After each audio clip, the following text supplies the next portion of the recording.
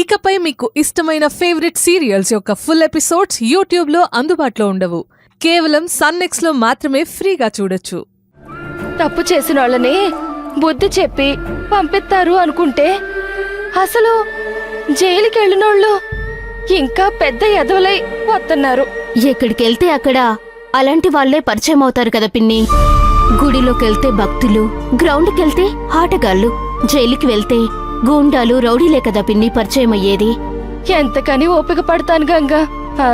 నా కొడుకు జైలుకి వెళ్లే వరకు ఇది నీ దగ్గరే ఉండని. ఆ రోజుల్లో రోడ్డు పట్టుకొని తిరిగే వాళ్ళకి పెళ్లి చేస్తే దారికొస్తారని పెళ్లి చేసేవాళ్లు. కనీసం ఆ పనైనా చేసి చూడు పిన్ని. ఆణ్ణి కన్న పాపానికి నాను అనుభవిస్తున్నదే సాలదేటి, మళ్ళా ఇంకొక ఆడదాని గొంతు కొయ్యాలేటి? ఆ రాక్షసుడి కోసం పాపం ఏ ఇంటి బిడ్డనో తీసుకొచ్చి ఆ పిల్ల గొంతు కొయ్యలేనమ్మా. అయినా ఇట్టంటి పాపిస్తోడికి ఎవరమ్మా పిల్లనిచ్చేది? నా చేతులతో నేను ఆ పాపం చేయలేనమ్మా. సరే ఎల్లొత్తాను. సరే.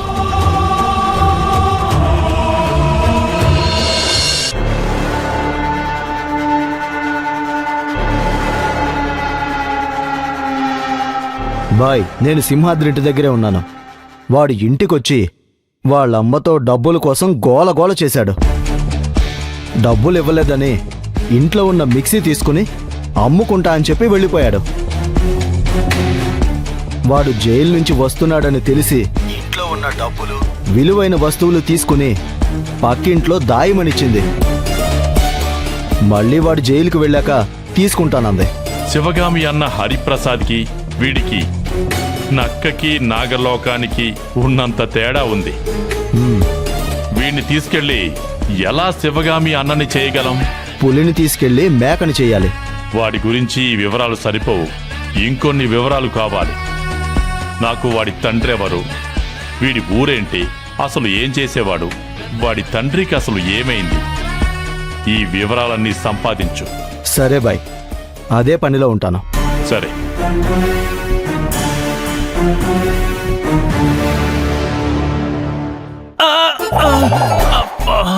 ఇప్పుడు చెప్పు బంగారం. నేను పెద్ద రౌడీనే, కూసంత మర్యాద ఇది. నువ్వేట్ రౌడీవ్రా? బస్కి బంగారం, నేను 6 అడుగుల 2 అంగుళాలున్నాను. నాను ఇక్కడ బస్కిల్ దిత్తే బాగుండదు. నీ అమ్మ చెయ్యాల్సిన పనిరా అది శైలా. అందుకే ఇప్పుడు నేను చేస్తున్నాను.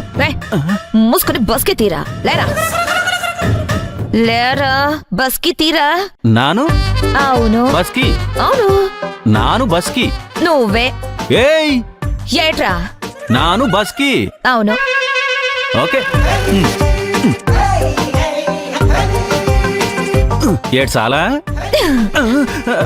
చూడు, నువ్వు నన్ను పెళ్లి చేసుకోవాలంటే నువ్వు మారాలా.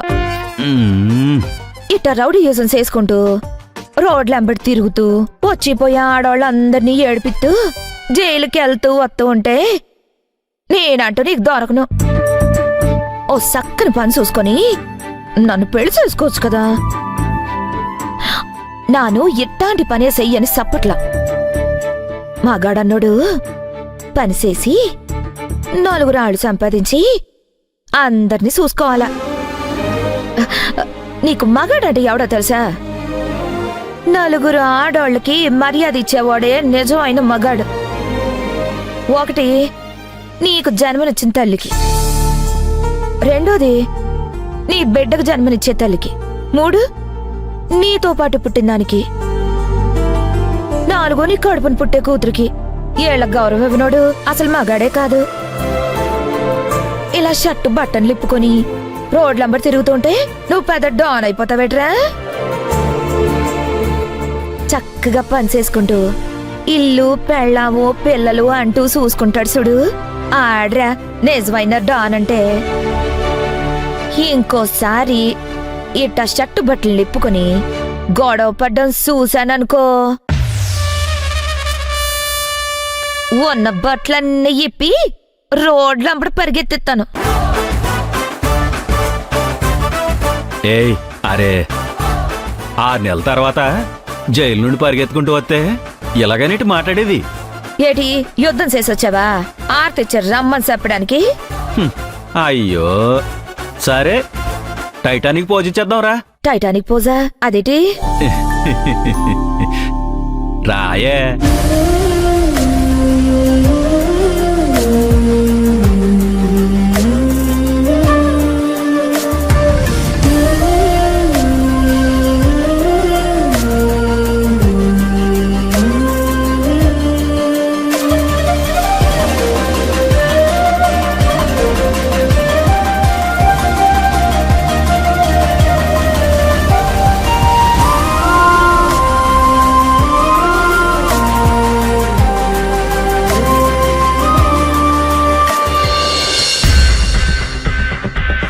సో ఫైర్ అయిన మెటీరియల్స్ కి insurance claim కాలేదన్నమాట.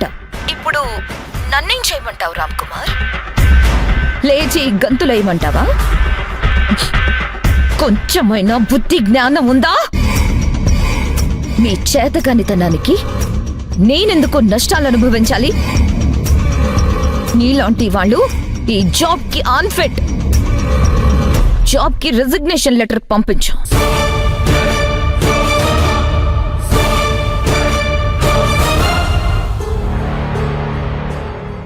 Hello sir, Ram Kumar చెప్పండి.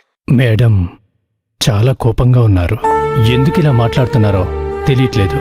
నేను చూసుకుంటాను కదా, మీరేం వరి అవ్వకండి. సరే సార్.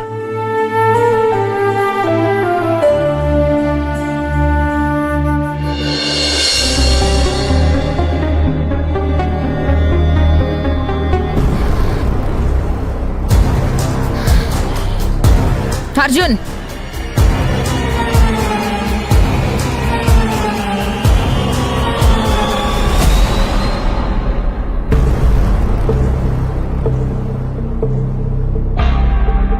నేనిక్కడ ఇంత టెన్షన్గా కంగారుగా ఉంటే కనీసం ఎందుకలా ఉన్నావని పలకరించాలా వద్దా అని అనుకుంటూ వెళ్తున్నావు. అది కాదు శివగామి. అంటే నేనేమైపోయినా పర్వాలేదు, నా బాధ నేను పడతాను, నా చావు నేను చేస్తాననే కదా నీ ఉద్దేశం? సరే, మీ ఇష్టం. మీ ఇష్టం వచ్చినట్టు చేసుకోండి. నాకేం అవసరం లేదు మీ సపోర్ట్.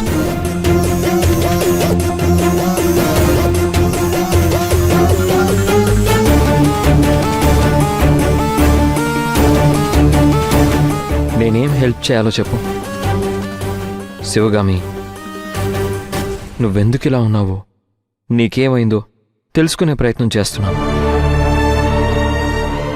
నాతో మాట్లాడు శివగామి. నాకు తెలుసు నేనెలా ఉన్నానో ఏంటో. నేను పర్ఫెక్ట్గా ఉన్నానని తెలుసు. జస్ట్ టెస్ట్ చేశాను అంతే. శివగామి, వెళ్ళి పని చూసుకో. నాకు చాలా పనుంది. Are you sure? ఓకే.